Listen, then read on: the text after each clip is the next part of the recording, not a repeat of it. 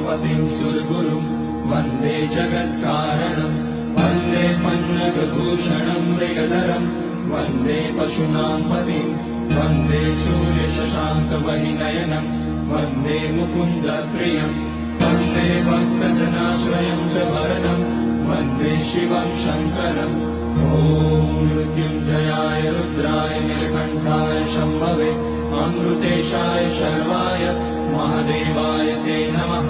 नमस्तेऽस्तु भगवन् विश्वेश्वराय महादेवाय त्र्यम्बकाय त्रिपुरान्तकाय त्रिकाग्निकालाय कालाग्निरुद्राय नीलकण्ठाय मृत्युञ्जयाय सर्वेश्वराय सदाशिवाय श्रीमान् महादेवाय नमः। ॐ नमः शम्भवाय च मयोभवाय च नमः शङ्कराय च मयस्कराय च नमः शिवाय च शिवतराय